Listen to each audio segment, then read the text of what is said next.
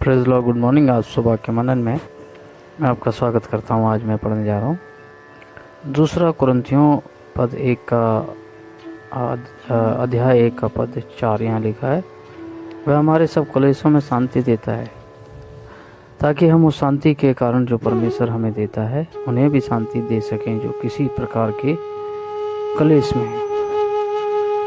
मेरे जी, जो कलेश जो शब्द है ये सुनने में अच्छा नहीं लगता है। हम सब इस शब्द कलेश से बचना चाहते हैं। प्रभु यीशु मसीह जब इस संसार में थे, स्वयं परमेश्वर जब इस संसार में आया, मानव शरीर धारण करके, जिसका हम यीशु मसीह की शक्ल में देखते हैं, जिसको प्रभु यीशु मसीह जब इस संसार में आया, उसने अपनी सेवकाई करी। इट वॉज नॉट ईजी, आसान नहीं था। कलेशें थी, वहाँ पर दुविधाएं थी, कष्ट थे, चिंताएं हो सकती हैं। प्रभु यीशु मसीह ने मात्र 3.5 साल सेवकाई करी इस संसार में। प्रभु यीशु मसीह जिस प्रकार से उन्होंने कलेश को देखा अपनी लाइफ में, हम सब जानते हैं। फाइनली प्रभु यीशु मसीह हमारे आपके लिए क्रूस पर चढ़ाए गए। उन्होंने अपने प्राण दिए, दोबारा मृतकों में से जी उठे। मेरे जी, जो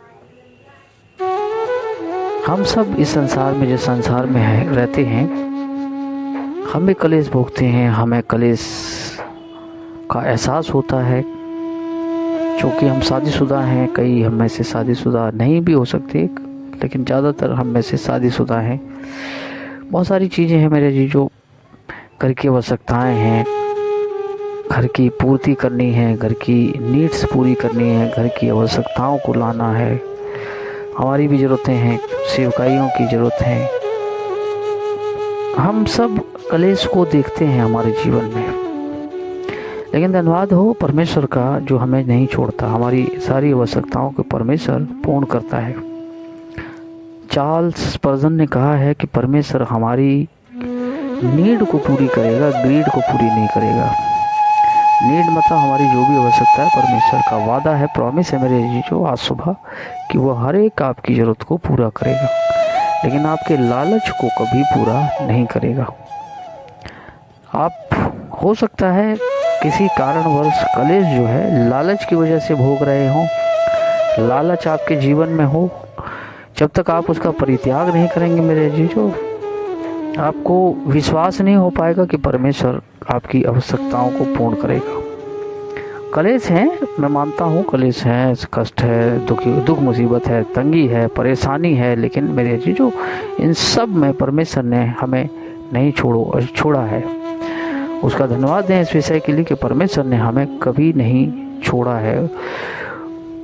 उसने कभी हमें त्यागा नहीं है, वो भूला नहीं है हमारी हर एक बात को, क्योंकि वचन कहता है कि उसने मेरा जो चित्र है अपनी हथेली पे गोद रखा है। परमेश्वर ने अगर हमारा चित्र हथेली पर गोद रखा है, हमें कलेश के अंदर भी महसूस होता है कि परमेश्वर ने हमें त्यागा नहीं। इसलिए वचन कहता है कि जो कलेश में है उनको शांति दो। परमेश्वर की वो शांति, जब आपके अंदर स्वयं वो शांति नहीं है, आप दूसरों को क्या दे सकते हैं? जब आप ही उस विश्वास को जो परमेश्वर आपके जीवन में डालता है या चाहता है, अगर आपके स्वयं के जीवन में नहीं है, तो आप के अंदर कभी भी शांति नहीं हो सकती मेरे जी। जो इसलिए पहले परमेश्वर प्राथमिकता। दूसरी चीज़ यहाँ पर जो वचन कहता है वो ये है कि जो किसी और कलेश में हो उनको भी आश्वासन इसी चीज़ का दें। हमें भी आश्वासन देना है, उन्हें भी शांति देनी है जो इस संसार में है। उनके पास कोई आशा नहीं, हमारे पास तो फिर भी एक आशा है मेरे जी। जो हमारे पास तो एक फिर भी परमेश्वर ने आशा दी है कि परमेश्वर, हमारा जो परमेश्वर है, बड़े बड़े चमत्कार करने वाला है। बहुत बड़े बड़े काम करता है परमेश्वर हमारे जीवनों में। हमने महसूस करे, हमने देखा भी अपनी लाइफ में, लेकिन हम भूल जाते हैं जब कलेश आते हैं। लेकिन अगर आप याद करते हैं तो आपको विश्वास होता है कि परमेश्वर हमारे जीवन में काम करता है, और वो शांति आप दूसरों को भी उस समय देते हैं। प्रभु आशीष दे।